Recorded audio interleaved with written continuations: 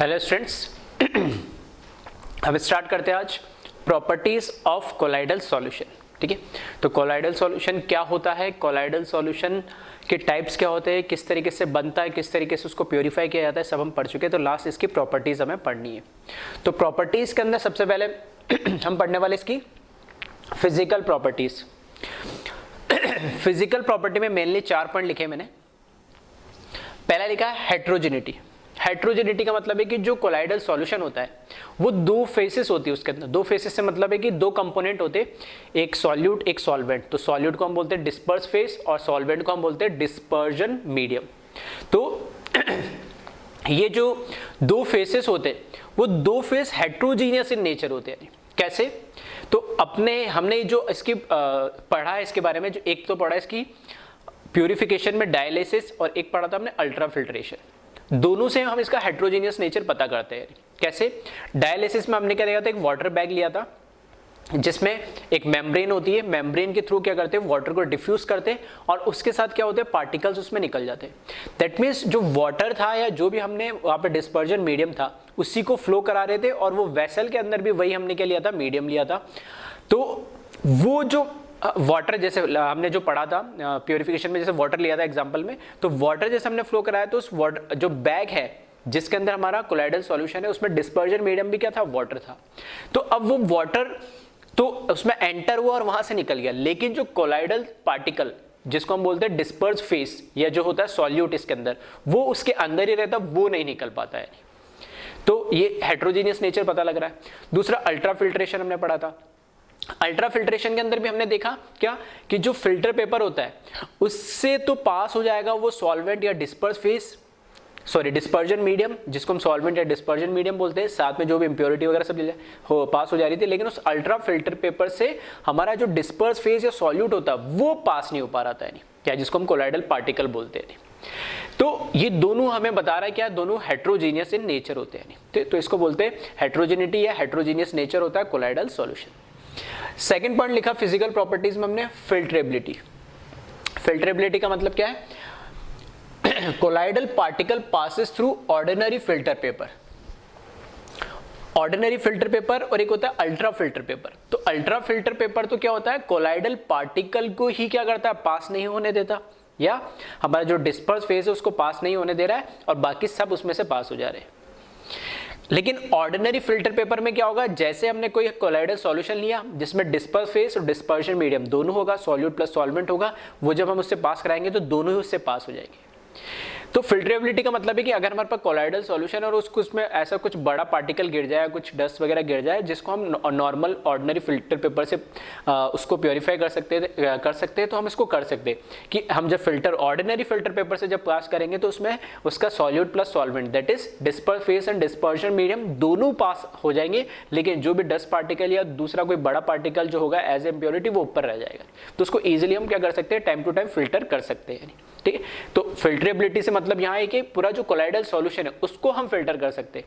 Ultra filtration का काम ये होता था कि वो कोलाइडल पार्टिकल और रिमेनिंग जो उसमें जो सॉल्वेंट है या डिस्पर्जन मीडियम है या फिर मैं ऐसे बोल सकता हूँ इंप्योरिटी, उन सबसे अलग कर देता था। ठीक है, तो दोनों में डिफरेंस है। थर्ड पॉइंट लिखा है non settling nature. Non settling nature मतलब colloidal particle remain suspended in dispersion medium, hence no effect of gravity. भाई सॉल्यूशन हम क्या, जैसे नॉर्मल जो हमने सॉल्यूशन चैप्टर पढ़ा है उसमें हम क्या बोलते हैं, सॉल्यूशन का मतलब ही ये होता है कि जो भी हमारे पास सॉल्यूट प्लस सॉल्वेंट जिस कंटेनर में लिया है वहां पे यूनिफॉर्मली क्या हो, जो सॉल्यूट और सॉल्वेंट का डिस्ट्रीब्यूशन हो। ऐसा नहीं है टॉप लेयर से जो कंसंट्रेशन आ रही है वो बॉटम लेयर से कंसंट्रेशन अलग आया, वो सेम ही मिलनी चाहिए through out the solution. Same इसी में है, क्योंकि ये भी एक सॉल्यूशन है, बस पार्टिकल की साइज बढ़ गई। तो इस केस में भी ये कि जो पार्टिकल है पूरा क्या रहता है, सॉल्यूशन के अंदर सस्पेंडेड रहता है। ऐसा नहीं कि बॉटम में जाके सेटल हो गया या ऊपर ऐसा बोल सकते हैं कि सरफेस पे आके वहां पर इकट्ठा हो रहा है, ऐसा कुछ नहीं। वो थ्रू आउट सॉल्यूशन, ठीक है, यूनिफॉर्मली उसमें क्या होता है, मिक्स होता है, सस्पेंडेड होता है। तो हम बोल सकते हैं पार्टिकल का साइज इतना छोटा होता है कि इसमें या फिर इसमें ऐसे बोल सकते हैं जो ग्रेविटी होती है, ग्रेविटी का काम करता है हर चीज को नीचे फोर्स ऑफ अट्रैक्शन नीचे की तरफ लगाती है और नीचे सेटल डाउन करती है। तो उस हमारे पास जो कोलाइडल पार्टिकल है या जो डिस्पर्स फेस है उस पार्टिकल पे कोई ग्रेविटी का इतना इफेक्ट नहीं होता, वो अपने यूनिफॉर्मली उसके अंदर क्या रहता है, प्लेस रहता है, ठीक है, सस्पेंडेड रहता है हमारे पास डिस्पर्जन मीडियम के अंदर। तो तो नॉन सेटलिंग नेचर होता है कोलाइडल सॉल्यूशन का। फोर्थ पॉइंट, और ये इंपॉर्टेंट भी है, इसको ध्यान रखना, कलर। तो कलर जो है, किसी भी कोलाइडल सॉल्यूशन का कलर क्या फिक्स होता है या चेंज होता रहता है, या कैसे डिपेंड करता है? तो कोलाइडल सॉल्यूशन का जो कलर होता है वो डिपेंड करता है कुछ फैक्टर्स पे। तो वही लिखा है यहाँ पे, the colour of colloidal solution depend upon following factors. कौन कौन से फैक्टर है? पहला दे रखा है size and shape of colloidal particle. Colloidal particle से मतलब यार डिस्पर्स फेस की बात हो रही है, ठीक है, बार बार बोल रहा हूँ क्योंकि टर्मोलॉजी के अंदर ये कोलाइडल पार्टिकल लिखा हुआ जाता है, फिर तुम्हारा रहता है कि सर कोलाइडल पार्टिकल तो पढ़ा ही नहीं हमने, तो डिस्पर्स फेस पढ़ा था, कोलाइडल पार्टिकल क्या होता है, तो उसी को बोला जाता है। तो जो हमारा डिस्पर्स फेस है कोलाइडल पार्टिकल है, उसकी साइज क्या है, शेप क्या है, उस पर भी डिपेंड करता है कि उसका कलर क्या होगा, ठीक है। तो उसको भी एक एग्जाम्पल से हम समझेंगे। सेकेंड फैक्टर है wavelength of light scattered by disperse phase. हमें पता है कि कोई भी चीज, अभी जैसे मैं लाइट ऑफ कर दूं, ठीक है, तो आपको दिखना बंद हो जाएगा या कम दिखेगा। तो लाइट होने से, ठीक है, हमें अपीयर कोई चीज होती है, तो कुछ चीजें हमें लाइट किसी ऑब्जेक्ट से टकरा के रिफ्लेक्ट होके मिलती है, या कुछ होती है ट्रांसमिट होके वहां से पास होती है तो मिलती है, नहीं, ठीक है। तो ये तो बात हुई कि भाई ऑब्जेक्ट पे डिपेंड कर रहा है, लेकिन जो लाइट की वेवलेंथ आ रही है, ठीक है, जैसे हम बोलते हैं रेड लाइट के हम सिग्नल्स क्यों बनाते हैं, ठीक है, सिग्नल इसलिए बनाते हैं क्योंकि रेड लाइट की क्या होती है, वेवलेंथ सबसे ज्यादा होती है, दूर से अपीयर हो जाती है। तो वही चीज है कि जो वेवलेंथ है, जो लाइट आके उससे, जो कोलाइडल पार्टिकल से आके टकरा रही है, उस लाइट की वेवलेंथ क्या, उस पर भी डिपेंड करेगा कि उस ओवरऑल कोलाइडल सॉल्यूशन का कलर मुझे क्या अपीयर होता है, ठीक है। तो वही लिखा है wavelength of light scattered by disperse phase. Third point है, थर्ड फैक्टर मतलब the way an observer receives the light, that is by reflection or by transmission। जो इसमें बता रहा था, दो पॉइंट है, एक तो ये सॉल्यूशन बना हुआ है, उसके अंदर एक ये पार्टिकल मैंने मान लिया किसका, ये डिस्पर्स फेस का या कोलाइडल पार्टिकल है, यहाँ से एक रे ऑफ लाइट आ रही है। अब जो ये रे ऑफ लाइट आ रही है, इसकी वेवलेंथ पे तो डिपेंड करेगा ही करेगा, साथ ही में इस ऑब्जेक्ट से टकराने के बाद स्कैटरिंग हो रही है, ठीक है। तो स्कैटरिंग होने के एक तो वो चीज़ है कि लाइट की वेवलेंथ, दूसरा एक तो इस पे ऑब्जेक्ट पे आके लाइट टकरा के रिफ्लेक्ट होके हमें ऑब्जर्व हो रही है, या इससे टकरा के पीछे ट्रांसमिट हो रही है, ठीक है। दो चीज होती है, एक तो होता है रिफ्लेक्शन, जो टकरा के वापस एक एंगल में उसी डायरेक्शन में चली जाती है, मतलब जिस साइड से आ रही है, ठीक है, तो एंगल चेंज कर लेगा, डिपेंड करेगा वो एंगल, आपने पढ़ा ही होगा। और एक होता है ट्रांसमिट होना, मतलब यहाँ से आके यहाँ पीछे पास हो जाना, ठीक है, वो रिफ्रैक्टिव इंडेक्स पे डिपेंड करता है कितना वो डिविएट होता है, ठीक है। तो ये सब चीजें फिजिक्स में आप पढ़ चुके होंगे। तो ये डिपेंड करता है कि हमें जो लाइट ऑब्जर्व हो रही है वो कोलाइडल पार्टिकल से रिफ्लेक्ट होकर आई है या उससे ट्रांसमिट होकर आई है, ठीक है। तो ये तीन फैक्टर है जिसपे कोलाइडल सॉल्यूशन का क्या कलर डिपेंड करेगा। और इसके एग्जाम्पल जो सबसे इंपॉर्टेंट है, इंपॉर्टेंस इसमें फैक्टर के साथ एग्जाम्पल है। एग्जाम्पल पहला, जिसे हमने देखा गोल्ड, ठीक है, जो ऑर्नामेंट्स वगैरह बनते हैं गोल्ड के जनरली, तो हमने देखा है उनका कलर कैसा होता है, गोल्डन कलर ही होता है, ठीक है, हम उसको गोल्डन कलर बोलते हैं, येलोइश कलर टाइप होता है थोड़ा, ठीक है, तो उसको गोल्डन कलर बोलते हैं। तो गोल्ड के जो गोल्ड का जो या मैं बोल सकता हूँ गोल्ड मतलब AU, ठीक है, उसका एक एटम है या उसका पार्टिकल का जो साइज है ना, उस पार्टिकल का साइज, गोल्ड का पार्टिकल का साइज कितना, उस पर डिपेंड करेगा उसका कलर कैसा अपीयर हो रहा है। तो जो हमें गोल्ड कलर नजर आता है, ठीक है, वो बहुत बड़ा पार्टिकल होता है। जो बहुत सबसे छोटा या छोटे से छोटा पार्टिकल्स हो सकता है जो हमें नजर आ सकता है, ठीक है, वो पार्टिकल का जो कलर होता है, ठीक है, जो कलर हम उसमें अपीयर होता है, वो कलर होता है रेड कलर का, यानी बहुत जो फाइनेस्ट पार्टिकल होता है गोल्ड का, वो कैसा होता है, रेड कलर का होता है। अब जैसे जैसे उस पार्टिकल की साइज बढ़ रही है, साइज कैसे बढ़ रही है, उसमें हम एग्रीगेशन करवा रहे और गोल्ड के एटम्स आके उसमें जोड़ते जा रहे, ठीक है, तो उसकी साइज क्या होगी, धीरे धीरे ग्रो होगी। तो छोटा से छोटा पार्टिकल्स होता है वो, ठीक है, फाइनेस्ट पार्टिकल, मतलब ये नहीं बोल रहा एटम का कलर रेड होगा, लेकिन हाँ बहुत सारे एटम्स मिलकर जो एक पार्टिकल जो अब जिसको हम एटलीस्ट देख सकते हैं, ठीक है, तो रेड कलर का होता है। फिर जैसे जैसे उसकी साइज बढ़ती जाती है तो कलर भी चेंज होता जाता है, ठीक है। तो थोड़ी देर बाद देखोगे तो जो रेड कलर है, as the size of particle increases it appear purple. अब उसका कलर रेड से कैसे नजर आने लगता है, पर्पल। फर्दर और साइज बढ़ा दोगे तो पर्पल से वो नजर आता है ब्लू कलर का, और उसकी साइज बढ़ाओगे तो लास्ट में नजर आता है वो गोल्डन कलर का, यानी ठीक है। तो जो गोल्ड हमें नजर आता है वो हर साइज के अंदर, हर पार्टिकल साइज के अंदर गोल्डन नहीं होता है, ठीक है। जो छोटा छोटा पार्टिकल होता है वो रेड कलर का होता है, फिर साइज बढ़ती रहती है तो पर्पल कलर होता है, देन ब्लूइश कलर, और फाइनली हमें गोल्डन कलर नजर आता है। तो इस तरीके से जो एक ये पॉइंट लिखा है उसके सपोर्ट में एग्जाम्पल है जो साइज पे डिपेंड कर रहा है कोलाइडल पार्टिकल के। तो वही लिखा है example, finest particle of gold is red in colour, as the size of particle increases it appear purple, then blue and finally golden in colour. दूसरा जो इसमें एग्जाम्पल दे रखा है दूसरा जो एग्जाम्पल दे रखा है वो दे रहा है मिल्क का। जो डाइल्यूट मिल्क होता है, ठीक है, मिल्क होता है और पानी मिला देते ही है वैसे थोड़ा बहुत, तो ठीक है वो बात अलग है। तो dilute milk give bluish tinge in reflected light. Bluish tinge का मतलब एक ब्लूइश अपीयरेंस आती है हमें, हल्की हल्की सी। अगर वो मिल्क है, मिल्क से जो लाइट आके टकरा के और रिफ्लेक्टेड वाली जो तुम्हें नजर आ रही है, ठीक है, जो रिफ्लेक्टेड वाली नजर आती है वो हल्का सा ब्लूइश टिंज देगी, ब्लूइश सा कलर देगी, ठीक है। ब्लू तो दिखेगा नहीं लेकिन हल्का सा फील सा होता है नहीं। और whereas reddish tinge in transmitted light. और अगर कोई लाइट मिल्क है, ठीक है, और उस लाइट मिल्क से पास होके, लाइट आ रही है मिल्क से पास होके और आपको दूसरी साइड ट्रांसमिट होके वो अपीयर हो रही है, तो आपको कैसा दिखेगा? रेडिश कलर दिखेगा, हल्का हल्का, ठीक है। तो ये जो थर्ड इसमें था, कौन सा फैक्टर था कि ऑब्जर्वर कौन सी लाइट को देख रहा है, रिफ्लेक्टेड वाली को या ट्रांसमिटेड वाली को। तो मिल्क के केस में डाइल्यूट मिल्क लोगे तो रिफ्लेक्टेड के केस में तो ब्लूइश अपीयरेंस आएगा, ब्लूइश टिंज दिखेगा, बहुत ही हल्का सा, ठीक है। हो सकता है किसी को लगे भी नहीं लगे, यानी है ना। तो दूसरा होता है अगर ट्रांसमिट होके गई है, ठीक है, ट्रांसमिटेड लाइट अपीयर हो रही है तो हल्का सा रेडिश टिंज देता है, ठीक है। तो ये एग्जाम्पल थोड़े इंपॉर्टेंट हो जाते हैं, इनको आप याद रखिएगा। तो बोर्ड एग्जाम में पूछा जा सकता है और कॉम्पिटिशन में भी। तो ये फर्स्ट प्रॉपर्टी थी फिजिकल प्रॉपर्टी, है ना। फिर आगे और भी प्रॉपर्टी हम डिस्कस करते हैं, तो पहले आप इसको कॉपी कर लें।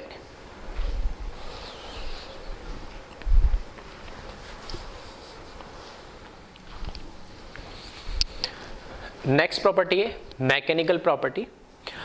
मैकेनिकल प्रॉपर्टी में हम पढ़ते हैं ब्राउनियन मूवमेंट, ठीक है, या ब्राउनियन इफेक्ट भी बोला जाता है इसको। तो ब्राउनियन इफेक्ट क्या होता है?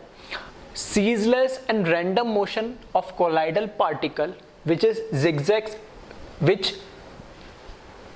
has, ठीक है, इसको सही कर लेना थोड़ा, which has zigzag appearance,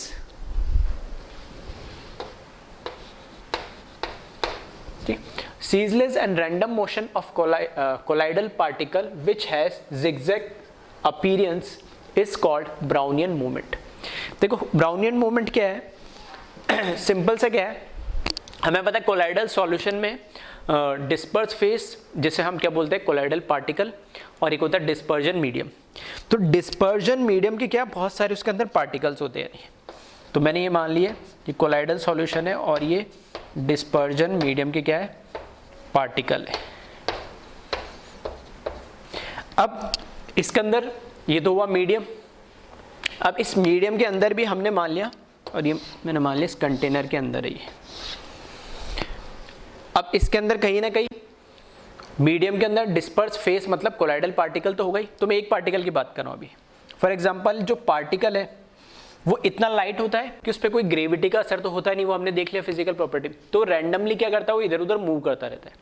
तो वो मूव करता है तो क्या होता है, जैसे यहाँ से मूव करा और जैसे ही डिस्पर्स फेस का पार्टिकल आया, ठीक है, सॉरी डिस्पर्जन मीडियम का, जो मीडियम का पार्टिकल आया उससे ये टकराया और इसने अपनी डायरेक्शन चेंज कर ली इस तरीके से। फॉर एग्जांपल यहाँ से ये आ रहा था, यहाँ टकरा के इसने यहाँ चला गया, इससे टकरा के ये यहाँ चला गया, इससे टकरा के ये यहाँ चला गया, फिर यहाँ चला गया, ठीक है। तो रैंडमली क्या करता रहता है, इधर उधर मूव करता रहता है, इधर चला गया, यहाँ से यहाँ चला गया, ठीक है, इधर चला गया, इधर चला गया,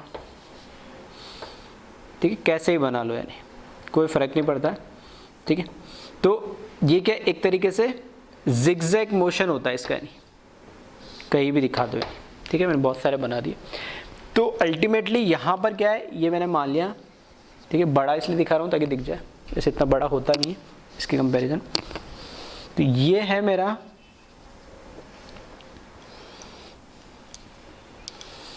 ये वाला जो पार्टिकल है, ठीक है, इस वाले पार्टिकल को तो ये तो है डिस्पर्जन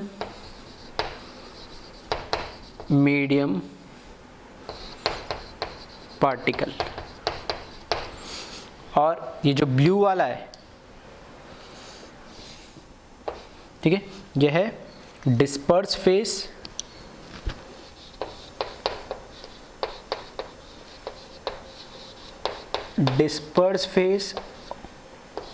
पार्टिकल, और कोलाइडल पार्टिकल भी इसको हम बोलते हैं, ठीक है। तो ये मूव कर रहा है यहां से इस तरीके से। तो होता क्या है कि हमारे पास जो कोलाइडल सॉल्यूशन है उसमें डिस्पर्स फेज और डिस्पर्जन मीडियम दोनों है। तो जहां जहां पर क्या है डिस्पर्जन मीडियम जो सॉल्वेंट के पार्टिकल्स है उनसे क्या होता है, जो हमारे डिस्पर्स फेज या जो कोलाइडल पार्टिकल है वो क्या होता है, टकराते रहते हैं। जैसे जैसे टकराते रहेंगे अपने डायरेक्शन को क्या इधर उधर क्या करते रहेंगे, चेंज करते रहेंगे यानी, ठीक है। तो इस इफेक्ट को ब्राउनियन मूवमेंट बोला गया। ब्राउनियन की बोला गया है कि जो एक ब्रिटिश बॉटनिस्ट था यानी, ठीक है, उसका नाम था रॉबर्ट ब्राउन। तो उसके नाम से उसने ये इफेक्ट को ऐसा ही, ठीक है, ये इफेक्ट तो नहीं, हाँ ऐसा ही नॉर्मल इफेक्ट उन्होंने ऑब्जर्व करा था इस तरह के मूवमेंट को। तो उन्हीं के नाम से ये इस इफेक्ट को नाम दिया गया ब्राउनियन मूवमेंट। और क्यों दिया गया, क्योंकि इसके अंदर क्या होता है सीजलेस एंड रैंडम। सीजलेस मतलब नॉन स्टॉपेबल, और रैंडमली कहीं पे भी, ऐसा नहीं कि एक पाथ को पर्टिकुलर को फॉलो कर रहा है, कहीं पे भी एक तरीके से वो पार्टिकल जहां मन कर रहा है वो इधर उधर क्या कर रहा है, घूम रहा है। तो सीजलेस मतलब नॉन स्टॉपेबल होता है कोलाइडल सॉल्यूशन में, हमेशा ये क्या होता है, मूवमेंट होता ही रहता है पार्टिकल्स का। दूसरा रैंडम, ऐसा कोई फिक्स डायरेक्शन नहीं है कि इधर ही जाना है फिर इधर ही जाना है, इतने जहां उसका मन हो रहा है, जो पार्टिकल रास्ते में आ गया, जो मिल गया, उससे टकरा के दूर, ठीक है। तो ceaseless random motion of colloidal particle which has zigzag appearance, ठीक है। तो ऐसे देखोगे इधर उधर जिगजैग कहीं पे भी मूव कर रहा है, कोई पैटर्न नहीं है, ठीक है। इसी को हमने क्या बोला, ब्राउनियन मूवमेंट बोला है। फिर आगे लिखा है इसमें, it occurs due to collision of particle with the molecule of dispersion medium. ये इफेक्ट ऑब्जर्व क्यों हो रहा था, क्योंकि इसमें जो हमारे पास ये कोलाइडल पार्टिकल है जिसको हम डिस्पर्स फेज बोलते हैं, इनका क्या होता जा रहा है, कंटिन्यूसली कॉलिजन होता जा रहा है अलग अलग हमारे जो डिस्पर्जन मीडियम है, जो सॉल्वेंट के पार्टिकल है उनके साथ। नेक्स्ट पॉइंट लिखा है, the Brownian movement has a stirring effect which does not permit the particle to settle down, hence it is responsible for the stability of colloidal solution। देखो ऐसे बोल सकते हैं हम इसको, इस इफेक्ट से हम ऐसे बोल सकते हैं कि जो हमारा कोलाइडल सॉल्यूशन है, तो हमने बोला था ग्रेविटी का इफेक्ट नहीं हो रहा है इस पे, और ग्रेविटी का इफेक्ट नहीं हो रहा है तो वो रैंडमली इधर उधर क्या हो रहा है, पार्टिकल्स उनके अंदर यूनिफॉर्मली इधर उधर मिक्स्ड है। एक जगह कहीं कॉर्नर पे आके या एक जगह नीचे आके या कहीं पर्टिकुलर एरिया के अंदर या पर्टिकुलर उस जो भी हमारे पास डिस्पर्जन मीडियम का जितना भी हमने वॉल्यूम लिया उसमें कहीं पर्टिकुलर जगह जाके को एक्यूमुलेट नहीं हो रहे, यानी एग्रीगेट नहीं हो रहे। तो उस इफेक्ट को भी कैसे एक्सप्लेन करता है, क्योंकि क्या हो रहा है, कंटिन्यूअसली यहाँ पर क्या हो रहा है, कॉलिजन की वजह से पार्टिकल्स रैंडमली इधर उधर जिगजैग मोशन की तरह वो क्या इधर उधर मूव कर रहे हैं। तो इस वजह से पार्टिकल एक तो क्या होता है यार, सेटल नहीं हो पा रहा है, नहीं, क्योंकि जैसे वो मान लो सेटल होने भी जा रहा होगा तो कोई ना कोई तो सॉल्वेंट का पार्टिकल या डिस्पर्जन मीडियम का पार्टिकल होगा, उससे टकराएगा और अपने डायरेक्शन चेंज कर लेगा, फिर टकराएगा, कहीं चेंज कर लेगा इधर उधर। तो एक तो इसको क्या हो रहा है, जो डिस्पर्स फेज है या कोलाइडल पार्टिकल है उनको ये सेटल डाउन नहीं हो रहा है, होने दे रहा, और ये सेटल डाउन नहीं होने दे रहा। तो इसी वजह से हमारा कोलाइडल सॉल्यूशन भी बना हुआ है, क्योंकि कोलाइडल सॉल्यूशन की डेफिनेशन ही क्या होती है कि वो एक यूनिफॉर्मली मिक्स्ड होने चाहिए, ठीक है। तो यहाँ पर अगर एक जगह सेटल डाउन हो जाएंगे या नीचे बॉटम में चले जाएंगे तो फिर वो सॉल्यूशन रहेगा ही नहीं। तो इस वजह से ये एक रीजन भी बोल सकते हैं कि ये एक रेस्पॉन्सिबल फैक्टर है जिसकी वजह से हमारा सॉल्यूशन बना रहता है। अब कुछ चीजें और इसमें ध्यान रखना, जो हमारा कोलाइडल पार्टिकल है या डिस्पर्स फेस है, वो पार्टिकल जितना छोटा होगा, ठीक है, वो बिल्कुल लॉजिकल बात है कि पार्टिकल जितना छोटा होगा उसका मूवमेंट या उसकी वेलोसिटी या स्पीड भी क्या होगी, फास्ट होगी। उसमें ये जितने रैंडम मोशन हो रहे हैं वो भी क्या होते जाएंगे, फास्ट हो जाएंगे, और फास्ट हो जाएंगे तो उतना ही क्या होगा, सॉल्यूशन और स्टेबल होगा, इसमें एक्यूमुलेट होने की या दो मॉलिक्यूल भी पास आने की टेंडेंसी भी क्या होगी, कम होगी, या उनको टकराने पे उन दोनों की चिपकने की या ठीक है एग्रीगेट होने की टेंडेंसी भी कम रहेगी। तो इस ऐसे भी बोल सकते हैं, वेलोसिटी of dispersed phase और पार्टिकल, कोलाइडल पार्टिकल, ठीक है, is proportional, inversely proportional to size of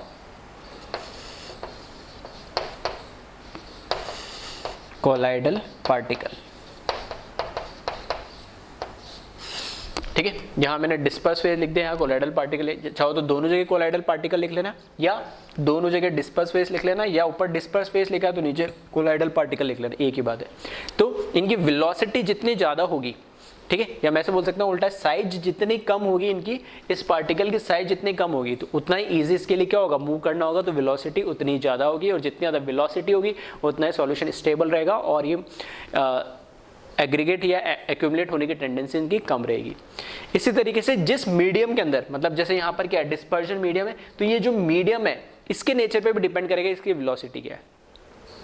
अगर ये बहुत पास में मॉलिक्यूल डेंसर है, या मैं बोल सकता हूँ बहुत ज़्यादा विस्कस है ये, ठीक है, विस्कोसिटी बहुत ज़्यादा है, तो भी इसकी मूवमेंट के अंदर क्या होगी, दिक्कत आएगी। ठीक है, तो जितना लेस डेंसर होगा, डेंसिटी जितनी कम होगी डिस्पर्जन मीडियम की, या उसकी विस्कोसिटी जितनी कम होगी, उतना ही आसान होगा क्या, इस डिस्पर्स्ड पार्टिकल, या मैं बोल सकता हूँ कोलाइडल पार्टिकल या डिस्पर्स फेज की मूवमेंट में। तो ऐसे भी लिख सकता हूँ, velocity of colloidal particle is inversely proportional to density, और दोनों एक साथ लिख देता हूं, viscosity of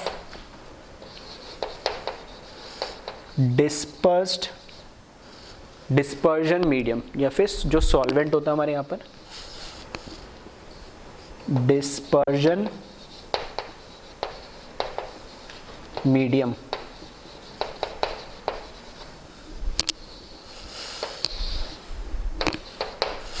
ठीक है, तो ये दोनों चीज़ ध्यान रखना, कई बार इस पे भी क्वेश्चन पूछ लेते कि अलग अलग साइज के पार्टिकल्स दे दे, या डिस्पर्जन मीडियम की अलग अलग डेंसिटी दे दे, तो उसमें कहाँ पर वेलोसिटी ज़्यादा होगी, क्या इफेक्ट हो सकता है। ठीक है, तो इस तरीके से, तो ये है हमारा मैकेनिकल इफेक्ट जिसमें हम ब्राउनियन मूवमेंट को पढ़ते हैं। ठीक है, तो इसको कॉपी करें।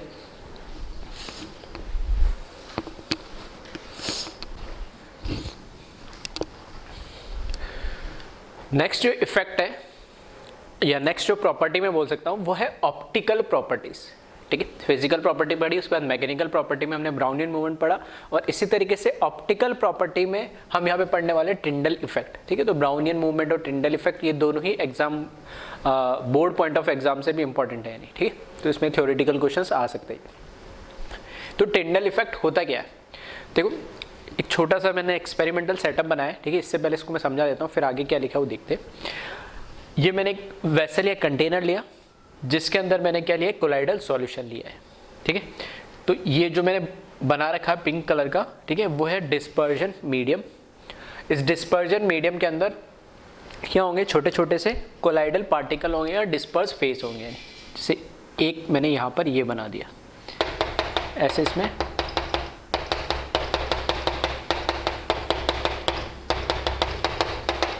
ठीक है, बहुत सारी क्या होंगे इसके कोलाइडल पार्टिकल या डिस्पर्स फेस प्रेजेंट होंगे। तो ये ओवरऑल कोलाइडल सॉल्यूशन बन गया।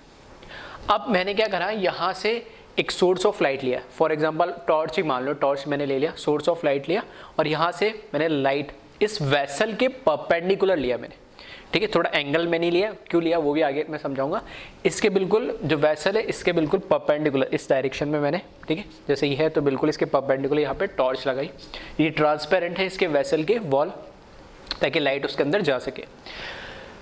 तो जैसे इसमें लाइट गई तो ये ऑब्जर्व करा कि जिस डायरेक्शन में लाइट आ रही है, ठीक है, जिस डायरेक्शन में लाइट आ रही है उसके एग्जैक्टली परपेंडिकुलर या राइट एंगल से हमने यहाँ से ऑब्जर्व करा है। ठीक है, वैसे यहाँ पे माइक्रोस्कोप भी लगा होता है, मैंने इतना बनाया नहीं। ठीक है, बस इतना थोड़ा सा एक आइडिया के लिए आपको बता दिया कि जिस डायरेक्शन में सोर्स ऑफ लाइट है उसके परपेंडिकुलर जब हम कोलाइडल सॉल्यूशन में ऑब्जर्व कर रहे हैं तो हमें एक, ठीक है, एक हमें क्या नजर आएगा, कोन नजर आएगा, जिसको हमने बोला है टिंडल कोन। इस तरीके से एक कोन नजर आता है। ये कोन नजर क्यों आ रहा है, जब सोर्स ऑफ लाइट से जब लाइट इंसिडेंट होगी यहाँ पर, ठीक है, जो पार्टिकल्स है इसके अंदर कोलाइडल पार्टिकल है, डिस्पर्स फेज है, वो इस लाइट के साथ क्या करते हैं, स्कैटरिंग करते हैं यानी, ठीक है। अब स्कैटरिंग आपने पढ़ा होगा फिजिक्स के अंदर, ठीक है, डिटेल में ज़्यादा बताने की जरूरत नहीं। तो यहाँ पे जो वेवलेंथ ऑफ लाइट है और जो पार्टिकल की साइज है वो ऑलमोस्ट क्या होनी चाहिए, सेम होनी चाहिए, बहुत ज़्यादा मार्जिनल डिफरेंस नहीं होना चाहिए, अदरवाइज स्कैटरिंग नहीं होगी, ठीक है। तो स्कैटरिंग के लिए कंडीशंस क्या होती है कि जो पार्टिकल की साइज है और जो वेवलेंथ ऑफ लाइट है जिससे टकरा रहा है, दोनों की साइज क्या होनी चाहिए, ऑलमोस्ट सेम होनी चाहिए, ज़्यादा डिफरेंस नहीं होना चाहिए, ठीक है। तो इस वजह से जो लाइट हम यहाँ पर ले रहे हैं, ठीक है, जो लाइट हम यहाँ पे ले रहे हैं वो इस तरीके से लेनी है जिससे उसके पार्टिकल की साइज और इस लाइट की वेवलेंथ, जो इंसिडेंट लाइट है उसकी वेवलेंथ में वेरिएशन है। तो स्कैटरिंग होती है, स्कैटरिंग होने की वजह से ये हमें क्या होता है, टिंडल कोन नजर आता है। एक थोड़ा प्रैक्टिकल एग्जांपल अगर मैं बोलूँ, ठीक है, वैसे सही तो नहीं होगा, लेकिन आपने जैसे हम सिनेमा हॉल के अंदर देखते तो आप नीचे सीट्स पे बैठे हुए, अभी तो सैटेलाइट्स वगैरह से भी आने लगे, पहले होता था एक प्रोजेक्टर लगा हुआ होता था, ठीक है, वैसे देखा होगा अभी भी, ठीक है, बहुत ज़्यादा पुराना नहीं हो, अभी भी कई मतलब सिंगल जो है, ठीक है, मल्टीप्लेक्स में तो शायद नहीं आता है, लेकिन सिंगल जो है स्क्रीन्स आती है उसके अंदर देखा होगा, ऊपर एक वो इस तरीके से लाइट वो होता था जिसमें हम बोलते हैं ऑपरेटर रूम होता था, इस तरीके से उसको बोला जाता है, जिसमें एक छोटा सा विंडो होता था और जो बाहर मेन स्क्रीन है वहाँ से एक लाइट जा रही होती है। तो हम जो उसके नीचे बैठे होते हैं, जब हम ऊपर की तरफ देखते हैं तो हमें ऐसे एक लाइट की रेस नजर आ रही होती है, थोड़ी बड़ी सी, जो इस प्रोजेक्टर से आ रही होती है, ठीक। तो वो इस तरीके से हम, जैसे हम कह सकते हैं हम उस लाइट के परपेंडिकुलर देख रहे हैं तो हमें वो, हाँ, वो नजर आता कौन इस तरीके से यानी, ठीक है। तो वैसा ही कुछ ऑब्जर्वेशन यहाँ पर होता है, ठीक। तो बस एक आइडिया के लिए मैंने बताया। तो सेम है कि जो ऊपर से ऑब्जर्व करते हो तो एक टिंडल मतलब एक लाइट का एक कोन टाइप में बनता है जो स्कैटरिंग की वजह से बनता है, और इसी को नाम क्या दिया गया, टिंडल कोन। तो ये लाइट सोर्स है, ये टिंडल कोन है, ठीक है। यहाँ पे ऑब्जर्वर है जो परपेंडिकुलर डायरेक्शन से देख रहा है, कंडीशन है कि जिस डायरेक्शन से लाइट सोर्स आ रहा है उसके परपेंडिकुलर ही ऑब्जर्वर होना चाहिए। ये जो चारों तरफ मैंने बनाई, ये क्या बताया, स्कैटरिंग बताई, एक पार्टिकल से मैंने स्कैटर्ड लाइट बताई, स्कैटर्ड लाइट है उसे टकरा के चारों तरफ जा रही है, और ये जो है वो डिस्पर्जन मीडियम है और उसके अंदर, ठीक है, हमारा डिस्पर्स फेस है। अब 90 डिग्री पे ही हमें नजर क्यों आता है, ये परपेंडिकुलर ही क्यों नजर आता है, क्योंकि जो मैक्सिमम स्कैटरिंग है, जो मैक्सिमम स्कैटरिंग होती है वो परपेंडिकुलर डायरेक्शन में होती है। इस वजह से हमें परपेंडिकुलर डायरेक्शन देखने से ही थोड़ा ढंग से ऑब्जर्व होगा, दूसरे एंगल से देखोगे तो दिखेगा लेकिन इतना अच्छे से नहीं दिखेगा, इसलिए जो मैक्सिमम स्कैटरिंग होती है वो परपेंडिकुलर डायरेक्शन में होती है, 90 डिग्री डायरेक्शन में, इस वजह से, ठीक है। तो अब ये थोड़ा एक आइडिया मैंने दे दिया ब्रीफ। अब देखते हैं हमने जो इसमें पॉइंट लिखा है, पहले टिंडल इफेक्ट क्या वो देख लेते हैं। When a strong and converging beam of light is passed through a colloidal solution, its path become visible when viewed at right angle to the beam of light, ठीक है। तो एक कोई strong and converging beam of light, ठीक है, इस pass through है colloidal solution, colloidal solution से जब उसको पास करेंगे तो हमें एक विजिबल लाइट या विजिबल पाथ नजर आएगा, कहां से, जब हम उसको राइट एंगल से व्यू करेंगे यानी।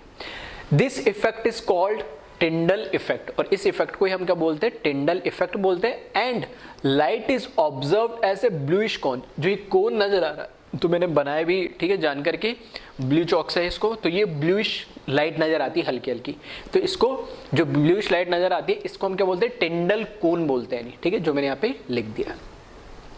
नेक्स्ट पॉइंट लिखा है इसमें, Tyndall effect is due to scattering of light by the colloidal particle, therefore diameter of dispersed particle must not be much smaller than wavelength of light incident, ठीक है। तो ये ऑलरेडी बता चुका हूं, क्योंकि ये एक स्कैटरिंग फिनोमेना होता है, स्कैटरिंग की वजह से हमें टिंडल इफेक्ट नजर आता है। इस वजह से जो हमारा कोलाइडल पार्टिकल या डिस्पर्स फेज है उसकी साइज, मैं ये तो नहीं कह सकता ऑलमोस्ट सेम हो उस वेवलेंथ ऑफ लाइट से जो इंसिडेंट हो रही है, लेकिन हाँ उससे बहुत ज़्यादा छोटा पार्टिकल की साइज बहुत ज़्यादा छोटी नहीं होनी चाहिए, ठीक है। जनरली छोटा होता है थोड़ा, लेकिन बहुत ज़्यादा भी डिफरेंस नहीं होना चाहिए, बहुत ज़्यादा छोटा नहीं होना चाहिए, ताकि वहाँ पर स्कैटरिंग हो पाए, ठीक है। नेक्स्ट पॉइंट देखिए, the refractive index of dispersion medium and the disperse phase must be differ widely.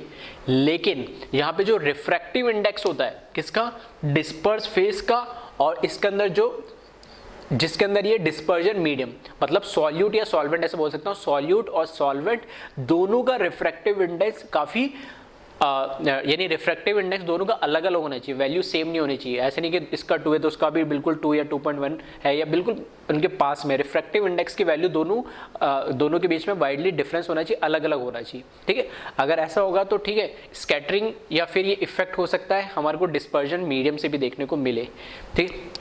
तो रिफ्रैक्टिव इंडेक्स जो है, ठीक है, तो ये जो कंडीशन, ये दो इसकी कंडीशन है टिंडल इफेक्ट की, ऐसे मान लेना, ठीक है। इतने मेरे पास जगह थी नहीं इसलिए मैंने लिखे नहीं, कुछ और पॉइंट लिखने थे, इसलिए चाहो तो लिख लेना कंडीशन फॉर टिंडल इफेक्ट। तो दो कंडीशन है, पहली तो size of a colloidal particle और dispersed phase must not be smaller than the wavelength of light incident, और second the refractive index of disperse phase and dispersion medium must be widely differ, ठीक है। तो दोनों का refractive index अलग अलग होना चाहिए, यानी बहुत उसमें रिफ्रैक्टिव इंडेक्स में वेरिएशन होना चाहिए, पहली चीज तो। और दूसरी चीज कि जो पार्टिकल के साइज और वेवलेंथ ऑफ लाइट है उनमें ज़्यादा डिफरेंस नहीं होना चाहिए, वो ऑलमोस्ट सेम होने चाहिए, ठीक है। तो ये दो कंडीशन है टिंडल इफेक्ट के लिए। फिर आगे देखिए नेक्स्ट पॉइंट लिखा है, both this condition are generally fulfilled by lyophobic sol. तो ये जो दोनों कंडीशन है टिंडल इफेक्ट के लिए, और ये जनरली कौन से सॉल्ट्स में या कौन से कोलाइडल सॉल्यूशन में हमें नजर आता है, लायोफोबिक, जो कैसे होते हैं, लिक्विड हीटिंग या वाटर हीटिंग होते हैं, ऐसा हम बोल सकते हैं, ठीक है। तो लायोफोबिक सोल्स जनरली हमें टिंडल इफेक्ट जो हमें लायोफोबिक सोल्स में जनरली देखने को मिलता है। फिर नेक्स्ट पॉइंट लिखा, maximum scattering of light takes place at right angle to the place of incident of light, hence it is visible from right angle, ठीक है। तो मैं बता ही चुका हूं कि मैक्सिमम जो स्कैटरिंग होती है वो उसके परपेंडिकुलर डायरेक्शन में होती है, 90 डिग्री डायरेक्शन में होती है, इसलिए वो विजिबल भी कहां होता है, 90 डिग्री या उसके परपेंडिकुलर डायरेक्शन से हमसे देखते तभी है। फिर true solution does not show this effect, ठीक है। तो ट्रू सॉल्यूशन जो हमारा नॉर्मल सॉल्यूशन पढ़ते हैं जिसके अंदर हमारा पार्टिकल का साइज या सॉल्यूट का जो साइज होता है वो 1 नैनोमीटर से भी छोटा होता है, तो वो ये टिंडल इफेक्ट शो नहीं करता है। क्यों नहीं शो करता, क्योंकि जो हमने कंडीशन बोली है, दो कंडीशन में जो पहली कंडीशन ही फुलफिल नहीं करता है। पहली कंडीशन क्या बोली कि हमने बोला कोलाइडल पार्टिकल या जो हमारा सॉल्यूट है उसकी साइज बहुत ज़्यादा छोटी नहीं होनी चाहिए, किससे, हमारी वेवलेंथ ऑफ लाइट जो हम इंसिडेंट कर रहे हैं। तो ट्रू सॉल्यूशन में हमें पता है कि पार्टिकल की साइज कितनी हो जाती है, 1 नैनोमीटर से भी छोटी हो जाती है, तो वो बहुत ज़्यादा एक्सट्रीमली छोटी साइज हो जाती है। और छोटी साइज होने से फर्क क्या पड़ रहा है कि स्कैटरिंग नहीं हो पाती है, और स्कैटरिंग नहीं हो पाएगी तो फिर ये स्कैटरिंग फिनोमेना नहीं होगा, तो हमें इफेक्ट शो होगा ही नहीं, ठीक है। तो ध्यान रखना, कोलाइडल सॉल्यूशन तो ये शो कर देता है टिंडल इफेक्ट, लेकिन ठीक है ट्रू सॉल्यूशन ये इफेक्ट शो नहीं करता। और क्यों नहीं करता, क्योंकि उनके सॉल्यूट के पार्टिकल की साइज बहुत छोटी होती है, बहुत छोटी होने की वजह से स्कैटरिंग नहीं हो पाते, स्कैटरिंग नहीं होगी तो टिंडल इफेक्ट हमें ऑब्जर्व नहीं होगा, ठीक है। तो इसको एक बार आप कॉपी कर ले, और ये ठीक है बोर्ड पॉइंट ऑफ व्यू से थ्योरेटिकल क्वेश्चन में पूछा जाता है अक्सर, ब्राउनियन मूवमेंट और टिंडल इफेक्ट, ठीक है। तो इनको एक बार अच्छे से पढ़ लीजिए, इसको एक बार आप कॉपी करें।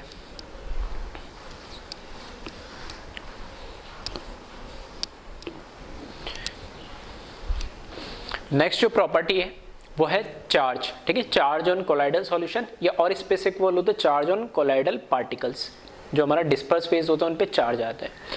तो इसमें लिखा है charge on colloidal particle is generally acquired by absorbing positive और नेगेटिव आयंस फ्रॉम इलेक्ट्रोलाइट। तो इन जनरल अगर बात करें हम तो चार्ज दो होते हैं, एक होता है पॉजिटिव एक नेगेटिव।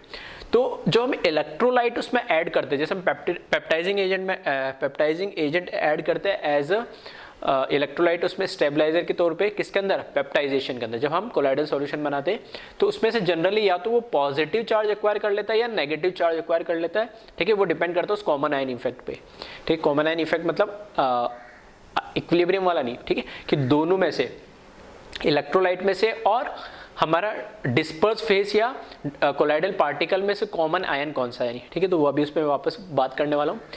तो जनरली जो ये प्रोसेस होता है चार्ज आना किसी भी कोलाइडल पार्टिकल, वो एड्सॉर्प्शन होता है एडी, ठीक है। वो प्रोसेस होता है एडी होता है, एड्सॉर्प्शन होता है, एब्जॉर्प्शन नहीं होता। तो एड्सॉर्प्शन है मतलब वो सरफेस पे ही आता है। अब कैसे आता है और क्या उस पे क्वेश्चंस बनते हैं, ठीक है, वो हम अभी देखते हैं आगे। उससे पहले कि कुछ जनरल, ठीक है, जो आपको याद रखने होंगे। और एक बार फिर से मैं बोलूंगा एनसीईआरटी को रेफर कर लेना। अगर कोई ऐसा होता है कि कोई पॉजिटिव वाला नेगेटिव में आ गया, नेगेटिव वाला पॉजिटिव में आ गया, कोई मिस हो गया, ठीक है, तो उसको एक बार फिर से क्रॉस चेक और वेरीफाई कर लेना। तो जनरली जो पॉजिटिव चार्ज सोल्व होते हैं, ठीक है, वो इस तरीके से ऑप्शन में पूछ लेगा चार कि कौन कौन से, इन चार ऑप्शन दे देगा और कौन सा पॉजिटिवली चार्ज है इनमें से, या कौन सा पॉजिटिवली एक नहीं है, या उल्टा पूछ लेगा कौन सा एक नेगेटिवली चार्ज है, ठीक है, कैसे भी क्वेश्चन आ सकता है। तो थोड़ा सा आपको ध्यान रखना पड़ेगा। इन जनरल अगर मैं बात करूं तो पॉजिटिव चार्ज कौन से बनाते हैं, पॉजिटिव चार्ज बनाते ये ऑक्साइड्स, और मैं बोल सकता हूं इसमें ऑक्साइड्स बनाते हैं ना, और जो नेगेटिवली चार्ज होते हैं वो बनाते हैं सल्फाइड्स। मेटल एंड सल्फाइड्स जो होते हैं वो नेगेटिवली चार्ज कोलाइडल सॉल्यूशन बनाएंगे, जबकि ऑक्साइड्स या हाइड्रोक्साइड, ठीक है, हाँ, ऑक्साइड या हाइड्रोक्साइड होगा वो तो बनाते हैं पॉजिटिवली चार्ज सॉल्यूशन, और मेटल और सल्फाइड्स जो होते हैं वो नेगेटिवली चार्ज। इन जनरल बता रहा हूँ, कभी ऐसा कंफ्यूजन हो एक या दो में तो एलिमिनेट कर सकते हो। फिर भी स्पेसिफिक एग्जांपल लिख दिए, जैसे फर्स्ट लिखा है पॉजिटिवली चार्ज कोलाइडल सॉल्यूशन जो बनाते हैं वो है हाइड्रेटेड मेटेलिक ऑक्साइड। एग्जांपल के लिए Al2O3.XH2 जितने भी हाइड्रेटेड ले रहा है वो, CrO3.H2O, Fe2O3.XH2 एक्सेट्रा, ठीक है, तो सारे हाइड्रेटेड मेटल ऑक्साइड है ये। सेकेंड दे रखा बेसिक डाई स्टफ, ठीक है, तो डाई जो होती है बेसिक वाली, ठीक है, वो बनाती है पॉजिटिवली, जबकि जो डाई होती है एसिडिक वो बनाएगी नेगेटिवली वाली, ठीक है, तो थोड़ा सा ध्यान रखना। इसका भी एग्जांपल लिखा है methylene blue stuff.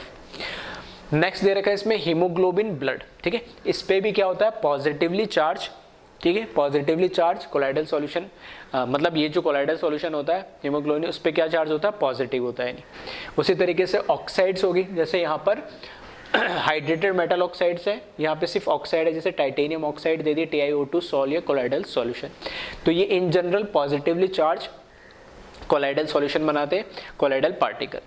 Negatively charge कौन कौन से बनाते हैं, तो उसमें आ जाते हैं इन जनरल मेटल्स आ जाते हैं, तो जैसे कॉपर, सिल्वर, गोल्ड एक्सेट्रा, ठीक है, सारे नेगेटिव चार्ज एक्वायर करते हैं। फिर metallic sulphides, example As2S3 arsenic, ठीक है, antimony Sb2S3 cadmium CdS etcetera, ठीक है, तो ये सारे आर्सेनिक, एंटीमनी, कैडमियम, इनके जो सल्फाइड्स होते हैं ये भी क्या नेगेटिवली चार्ज क्या होते हैं, यानी नेगेटिव चार्ज एक्वायर्ड करते हैं अपने ऊपर, या नेगेटिवली चार्ज कोलाइडल सॉल्यूशन होते हैं। यहाँ बेसिक होता है और यहाँ एसिडिक होता है, ऑलरेडी बात कर चुका हूँ। तो एसिडिक डाई स्टफ एग्जांपल के लिए कॉसिन, कैंगो, रेड सॉल्यूशन, ठीक है, तो ये ध्यान रखना इस तरीके से इन जनरल। और फिर जितने भी हमारे ऑर्गेनिक है या हमारे जितने भी लायोफिलिक कोलाइड्स है, ठीक है, वो सब नेगेटिवली चार्ज होते हैं, salts of starch, gum, gelatin, clay, charcoal वगैरह एक्सेट्रा, ठीक है, तो ये आपको थोड़ा सा ध्यान रखना होगा। इसके अलावा एनसीईआरटी में फिर से रेफर कर लेना, कोई नेगेटिव वाला छूट गया या नेगेटिव पॉजिटिव में चला गया, ऐसा कुछ हो तो एक बार क्रॉस वेरीफाई कर लेना, इनको आपको याद रखना है। अब हम बात करेंगे चार्ज में, दो तरीके से चार्ज एक्वायर करते कोलाइडल पार्टिकल, ठीक है, तो कैसे करते एक बार इसको कॉपी करें, फिर मैं आगे उसको डिस्कस करता हूँ।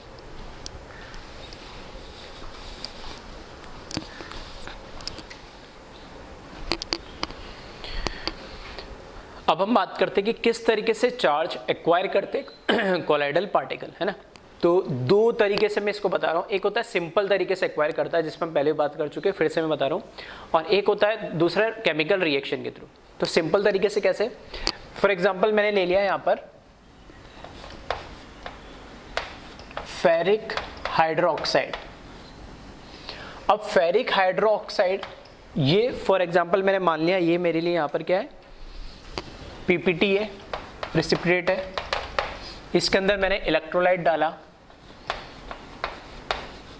FeCl3, तो ये यहां पर इसका इलेक्ट्रोलाइट है।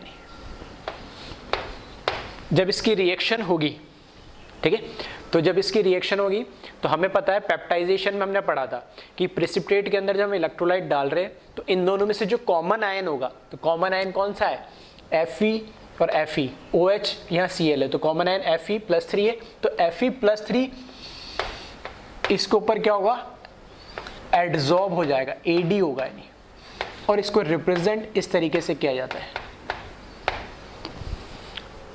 ठीक है, इस तरीके से स्लैश लगा के, और Fe+3 दैट मीन्स ये तो मेरा क्या है चार्ज पार्टिकल है या प्रेसिपिटेट है जिसके ऊपर Fe+3 मतलब पॉजिटिव चार्ज क्या आ गया, आयन, यानी पॉजिटिव आयन इलेक्ट्रोलाइट से यहाँ पर इसके सरफेस पे क्या हुआ, एड्सॉर्ब हुआ, तो ये पूरा कैसे हो गया, पॉजिटिवली चार्ज हमारा कोलाइडल पार्टिकल हो गया।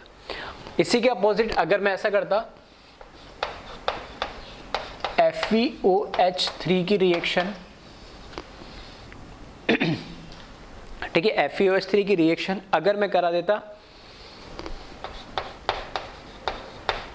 NOH के साथ, ठीक है, तो यहाँ पर फिर से ये तो मेरे लिए PPT है और ये मेरा इलेक्ट्रोलाइट है।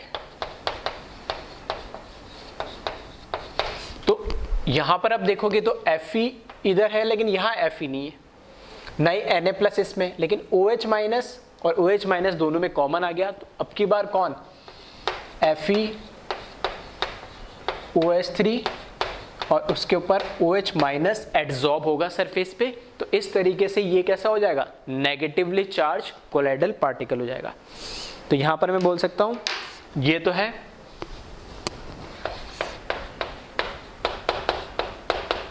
पॉजिटिवली चार्ज और ये है नेगेटिवली चार्ज, ठीक है। तो कौन सा इलेक्ट्रोलाइट हम उसमें ऐड कर रहे हैं और कौन सा चार्ज हमें इस पे बनाना है, तो वो उस पर डिपेंड करेगा कि इलेक्ट्रोलाइट में कॉमन आयन कौन सा है। ये तो हुआ सिंपल तरीका से। दूसरा तरीका है केस 2, जिसमें हम केमिकल रिएक्शन इसमें भी हो रही, लेकिन उसमें किस तरीके से डिपेंड करता है कितना अमाउंट हम इसमें यूज कर रहे हैं उस पर। कौन इलेक्ट्रोलाइट केमिकल रिएक्शन होके कोई नया, जैसे अभी यहाँ रिएक्शन होके कोई नया कंपाउंड नहीं बन रहा है भाई, इसमें आयन चेंज भी होगा। यहाँ पे कैटायन और कैटायन देखोगे तो सेम है, तो यहाँ से Fe इधर चला जाएगा, यहाँ Fe चल जाएगा, तो कोई इस तरीके से कोई आयन एक्सचेंज होने से कोई रिएक्शन तो हो नहीं रही यहाँ पे। सेम इधर OH और OH सेम है, तो यहाँ से OH इधर चला जाएगा, यहाँ से OH इधर आ जाएगा। इससे ज़्यादा क्या होगा, Fe और Na तो दोनों पॉजिटिव, वो तो रिएक्ट नहीं करेंगे ना। इसी तरीके से यहाँ पे OH नेगेटिव Cl नेगेटिव, तो वो तो रिएक्ट नहीं करेंगे, तो कोई केमिकल रिएक्शन तो हो नहीं रही इसके अंदर। इस केस में केमिकल रिएक्शन होती है। तो एग्जाम्पल के लिए जैसे मैंने इसमें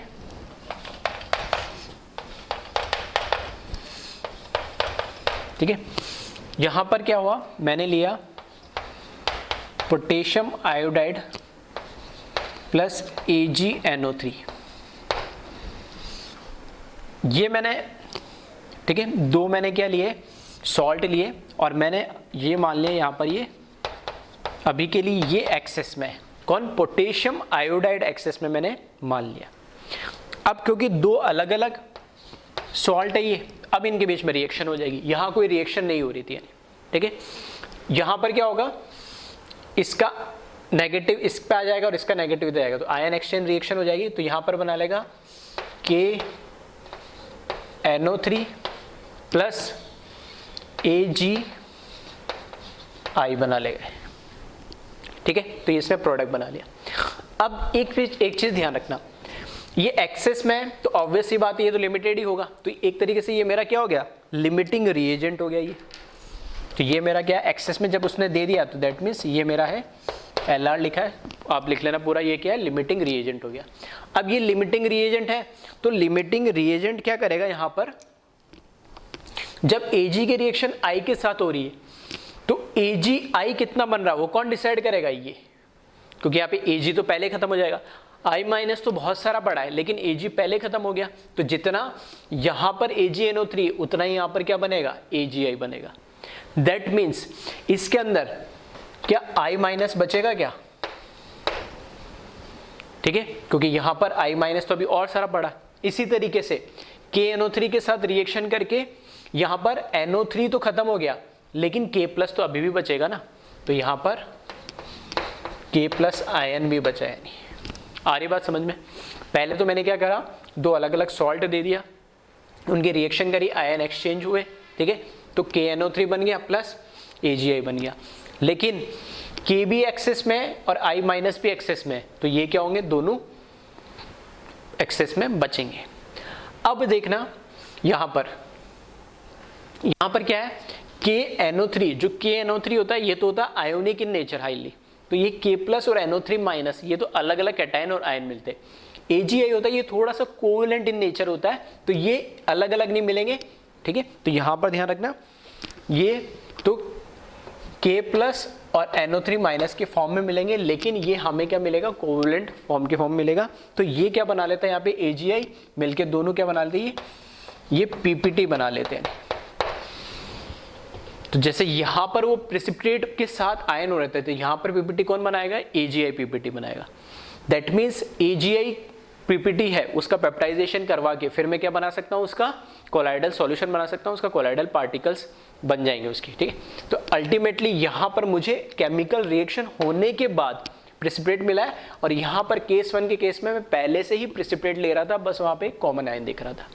अब ये तो बना प्रेसिपिटेट। अब चार्ज कैसे आएगा, तो चार्ज इसमें ऐसा आएगा कि अब यहाँ पे चार्ज देखना क्या क्या है, K प्लस आयन भी है इसके अंदर, NO3 माइनस आयन भी है, I माइनस आयन भी है, और K प्लस आयन तो हो ही गया। तो ये तो हो ही गया, एक NO3 माइनस है और एक I माइनस, 3 है, मतलब 2 नेगेटिवली चार्ज, एक I माइनस, एक NO3 माइनस और एक K प्लस है। अब अभी हमने बोला था कि जो भी चार्ज है उसमें जो कॉमन होगा, क्या Ag प्लस इसके अंदर कहीं पे है क्या सॉल्यूशन में। अब Ag प्लस तो सारा कंज्यूम हो गया, क्या I माइनस इस सॉल्यूशन के अंदर बचा हुआ है, हाँ I माइनस अभी भी सॉल्यूशन के अंदर बचा हुआ है। दैट मीन्स इस AgI जो हमारा प्रेसिपिटेट बना है, ठीक है, जो AgI प्रेसिपिटेट बना है, वो प्रेसिपिटेट क्या करेगा, इस I माइनस को क्या कर लेगा, एड्सॉर्ब कर लेगा, क्योंकि ये बचा हुआ है। Ag प्लस होता तो Ag करता, लेकिन Ag तो बचा ही नहीं है, तो I माइनस को एड्सॉर्ब कर लेगा। तो यहां से, ठीक है, तो यहां से क्या मिलेगा मुझे, AgI मिलेगा, और ये क्या करेगा, I माइनस को एड्सॉर्ब कर लेगा। तो ये कैसा हो जाएगा, ये भी नेगेटिवली चार्ज हो जाएगा। तो ध्यान रखना, यहां पर मेरा प्रेसिपिटेट या कोलाइडल पार्टिकल क्या बना, सिल्वर आयोडाइड बना, और वो कैसा हो जाएगा, नेगेटिवली चार्ज हो जाएगा, I माइनस। अब इसमें मैंने एक चेंज क्या कर दिया है, सेम रिएक्शन कराई मैंने, KI लिया है प्लस AgNO3 लिया है, बस चेंज इतना कर दिया है कि अब की बार AgNO3 मैंने एक्सेस अमाउंट में ले लिया है, ठीक है। तो चाहो तो वीडियो पॉज करना और इसमें बताना मुझे क्या प्रोडक्ट बनेगा, ठीक है, कौन PPT बनाएगा या प्रेसिपिटेट बनेगा, या कौन सा उस पर चार्ज आएगा, कैसे आएगा, ठीक है, सेम इसी तरीके से, ठीक है। तो आई थिंक कई लोगों ने करा होगा और चार्ज भी उनको पता लग गया होगा। अब देखते हैं इसमें, अगर ये एक्सेस में है तो ये अपने आप क्या हो जाएगा, इस केस में यहाँ पर LR हो जाएगा, लिमिटिंग रिएजेंट हो जाएगा, मतलब ये तो पूरा कंज्यूम हो जाएगा रिएक्शन में। रिएक्शन करने के बाद वापस से बनाएगा तो सर ये क्या, KNO3, और बनाना तो उसको अभी भी क्या यही है, आयन एक्सचेंज रिएक्शन होगी तो KNO3 और AgI बनाएगा। अब देखने वाली बात है कि और कौन से आयन्स इसमें बचेंगे। K प्लस और I माइनस तो खत्म हो जाएगा क्योंकि लिमिटिंग रिएजेंट है। एक्सेस में क्या बचेगा, Ag प्लस और NO3 माइनस। तो यहाँ पर एक बचेगा Ag प्लस और एक बचेगा NO3 माइनस।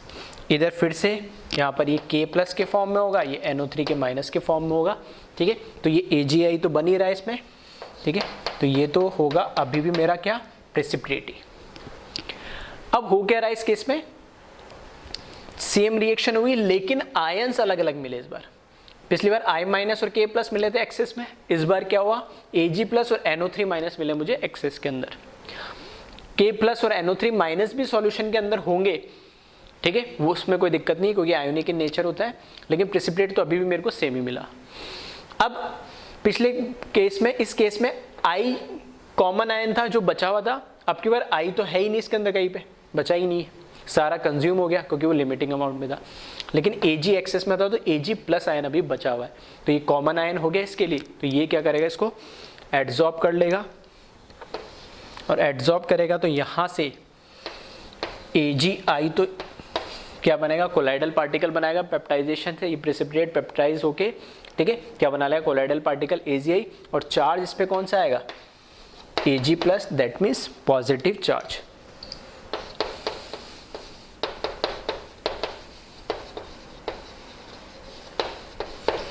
आई बात समझ में आई होगी आई थिंक। तो दो तरीके से हम क्या करते हैं, कोलाइडल पार्टिकल पे चार्ज लेकर आते हैं। एक तो होता है पहले से मैं क्या करूँ, कोलाइडल पार्टिकल या प्रेसिपिटेट लेकर आऊँ और उसमें जो कॉमन आयन है, जैसे मुझे उस पर चार्ज लगाना पॉजिटिव नेगेटिव, वैसे उसके सॉल्ट के साथ क्या करा दो, रिएक्शन करा दो, तो बन जाएगा डायरेक्ट। दूसरा तरीके से क्या होता है, हम केमिकल रिएक्शन कराते हैं और केमिकल रिएक्शन कराने के बाद हम उसके ऊपर चार्ज डेवलप कराते हैं, आयन एक्सचेंज होगा और उसमें बस देखना होता है कि एक्सेस में आयन कौन सा है।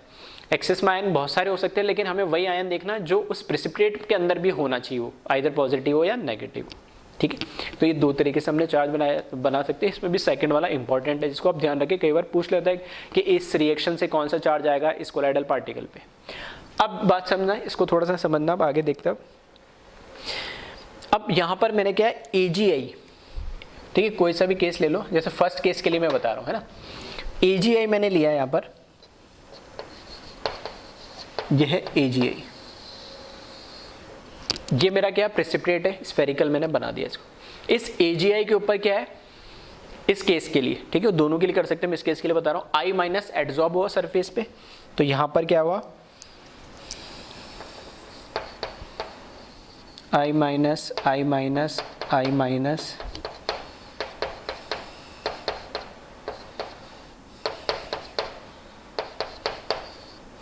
ठीक है, इसकी पूरे सरफेस पे I माइनस क्या हो जाएगा, एडजॉर्ब हो जाएगा। और ये क्योंकि इसको सरफेस पे एडजॉर्ब हुआ है, तो एडजॉर्ब जो हुआ ये, तो ये जो लेयर बनती है इसकी, ये कैसी बनती है, टाइटली हेल्ड होती है या बहुत ही स्ट्रॉन्ग इसके साथ क्या होती है, सरफेस पे चिपकी हुई होती है, तो इसको बोलते हैं इसकी फिक्स्ड लेयर। कौन सी, ये तो मेरा प्रेसिपिटेट है, प्रेसिपिटेट के ऊपर जो चार्ज आया जिस आयन का, वो क्या हो गई, एक फिक्स्ड लेयर हो गई और ये टाइटली हेल्ड होती है। अब क्योंकि इसके ऊपर एक नेगेटिव चार्ज आ गया पूरे, और इस सॉल्यूशन के अंदर देखना K प्लस प्रेजेंट, ये तो NO3 माइनस भी प्रेजेंट है, लेकिन NO3 माइनस तो खुद नेगेटिव चार्ज है, इसके पास तो आएगा नहीं, लेकिन हाँ K प्लस जरूर आ सकता है। तो क्या करता है, K प्लस थोड़ा थोड़ा सा इसके पास में इकट्ठा हो जाता है, क्योंकि अपोजिट चार्ज है तो अट्रैक्ट तो करेगा ही। तो यहाँ पर क्या होता है, इस केस के अंदर यहाँ पर K प्लस आ जाता है इसमें,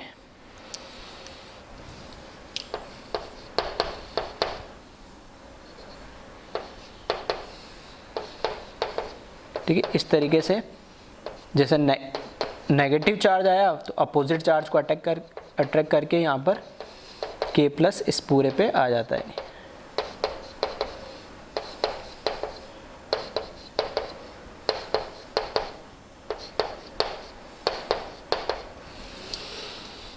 अब क्या हुआ, यहाँ पर K प्लस आने से एक लेयर और बन गई है, ठीक है। तो इस लेयर को भी मैं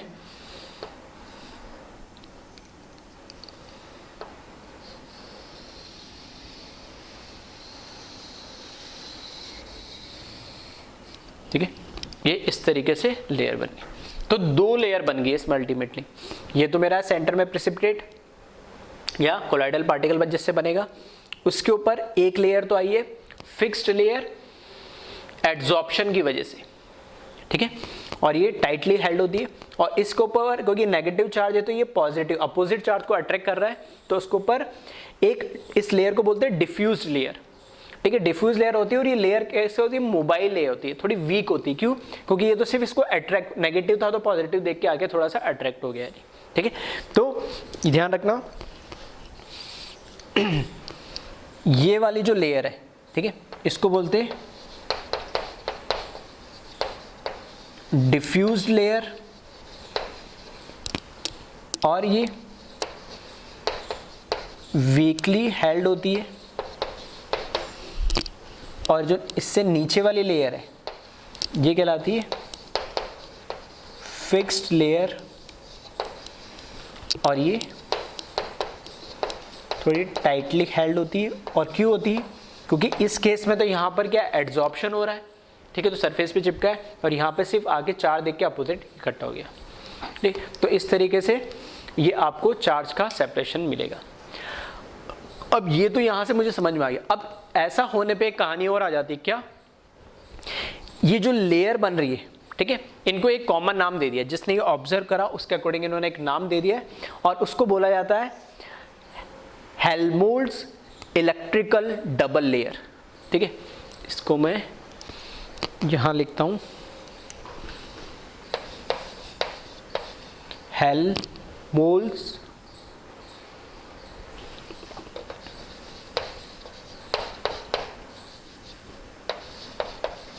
इलेक्ट्रिकल डबल लेयर। ठीक है, हेल्महोल्ट्ज़ इलेक्ट्रिकल डबल लेयर क्यों बोला गया है? क्योंकि एक लेयर तो नेगेटिव चार्ज हो गई, उसके ऊपर एक लेयर पॉजिटिवली चार्ज हो गई, तो ये डबल लेयर बन गई। और इलेक्ट्रिकल क्यों बोला है? डबल लेयर समझ में आ गया, हेल्महोल्ट्ज़ तो उनके नाम से दिया गया, इलेक्ट्रिकल इसलिए बोला गया क्योंकि जैसे ही यहाँ पे, ठीक है, फिजिक्स में तो आपने पढ़ा ही होगा, एक पॉजिटिव एक नेगेटिव, ठीक है, दो चार्ज सेपरेशन हो गए तो ऑब्वियस सी बात है उनके बीच में कुछ ना कुछ पोटेंशियल क्या होगा, डेवलप हो जाएगा। तो यहाँ पे हेल्महोल्ट्ज़ इलेक्ट्रिकल डबल लेयर बनती है जिसके अंदर एक फिक्स्ड लेयर होती है जो कि टाइटली हेल्ड होती है और एक डिफ्यूज लेयर होती है जो कि वीकली हेल्ड होती है। और क्योंकि दो अपोजिट चार्ज एक दूसरे के पास में, एक दो अपोजिटली चार्ज इसमें क्या लेयर बन जा रही है, तो यहाँ पर एक पोटेंशियल डेवलप हो जाता है और उस पोटेंशियल को, ठीक है, जनरली तो कॉमन नेम उसका जीटा पोटेंशियल होता है और कई बार उसको इलेक्ट्रोकाइनेटिक पोटेंशियल भी बोलते हैं। ठीक है, क्या बोलते हैं उसका कॉमन नेम तो है जीटा पोटेंशियल और कई बार उसको इलेक्ट्रोकाइनेटिक पोटेंशियल भी बोलते हैं। और क्यों पोटेंशियल बोलते हैं, जीटा पोटेंशियल बोलते हैं? क्योंकि अपोजिट चार्ज की लेयर एक दूसरे के पास क्या आ गई, दो लेयर बना ली है, तो ऑब्वियसली बात है पोटेंशियल डिफरेंस तो आना ही आना है। और पोटेंशियल डिफरेंस आ रहा है, बहुत छोटा सा होता है, माइन्यूट सा, लेकिन आता है तो उसको एक नाम दे दिया जिसको जीटा पोटेंशियल या इलेक्ट्रोकाइनेटिक पोटेंशियल बोलते हैं। तो आई थिंक चार्ज से रिलेटेड कुछ इंपॉर्टेंट बातें समझ में आई होगी। पहली चीज तो एक चीज आपको चार्ज में ध्यान रखनी है कि पॉजिटिवली कौन से होते हैं, नेगेटिवली कौन से होते हैं, एक तो आपको ये ध्यान रखना है। दूसरी चीज, दो तरीके से चार्ज आता है, एक तो पीपीटी की डायरेक्ट आयन के अंदर उसमें या इलेक्ट्रोलाइट डाल दो, जो आपको लेकर आना है वो कॉमन आयन उसमें होना चाहिए जो भी आप इलेक्ट्रोलाइट डाल रहे हो। और दूसरा केमिकल रिएक्शन से, जब केमिकल रिएक्शन होती है तो सॉल्यूशन के अंदर इस तरीके से हेल्महोल्ट्ज़ इलेक्ट्रिकल डबल लेयर बन जाती है और उसकी वजह से एक पोटेंशियल डेवलप होता है और उसको हम जीटा पोटेंशियल या इलेक्ट्रोकाइनेटिक पोटेंशियल बोलते हैं। ठीक है, तो इस तरह के क्वेश्चन बोर्ड में तो पूछे ही जाते हैं, साथ में कॉम्पिटिशन में भी पूछा जाता है और जीटा पोटेंशियल और इनकी डेफिनेशन वगैरह भी पूछी जा सकती है बोर्ड में 1 मार्क्स में, तो वो ध्यान रखना, वो मैं लिख देता हूँ अभी। और किस तरीके से कौन सा चार्ज किस पे आएगा वो मैंने समझा दिया, ये थोड़ा सा इंपॉर्टेंट है, तो कंपटीशन एग्जाम में इससे रिलेटेड आ सकता है किस पे कौन सा चार्ज आएगा कैसे। ठीक है, तो इसको कॉपी करें और फिर इसकी जो डेफिनेशन है एक दो पॉइंट है वो मैं लिख देता हूँ, उसको आप कॉपी कर लेना।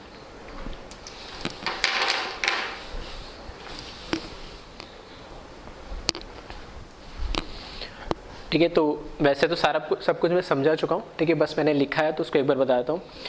The combination of two layers of opposite charge around the colloidal particle is called Helmholtz electrical double layer.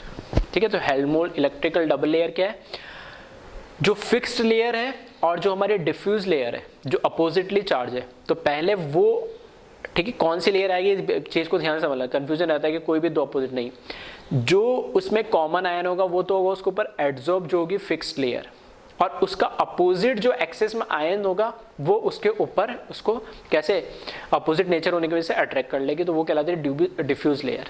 ठीक है, तो उन दोनों लेयर के कॉम्बिनेशन को हम बोलते हैं Helmholtz electrical double layer. First layer of ion is tightly held and it is known as fixed layer.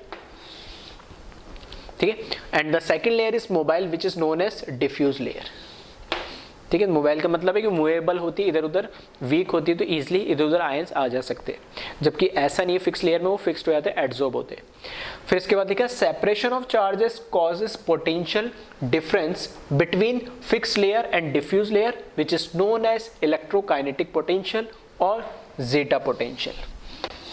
ठीक है, तो ये डेफिनेशन छोटे छोटे एक एक लाइन की है जिनको ध्यान रखिएगा या पूछते हैं इनके बारे में बोर्ड एग्जाम में, तो पता होना चाहिए कि जीटा पोटेंशियल क्या होता है, इलेक्ट्रोकाइनेटिक पोटेंशियल क्या होता है। तो दो जो अपोजिट लेयर है दोनों पे अपोजिट दो जो लेयर है दोनों पे अपोजिट चार्जेस है, एक पे फिक्स लेयर एक डिफ्यूज लेयर, तो उनकी वजह से उसमें क्या होगा पोटेंशियल डिफरेंस क्रिएट हो जाता है और उसी पोटेंशियल डिफरेंस को हम क्या बोलते हैं जीटा पोटेंशियल या इलेक्ट्रोकाइनेटिक पोटेंशियल। ठीक है, तो इसको आप कॉपी करें।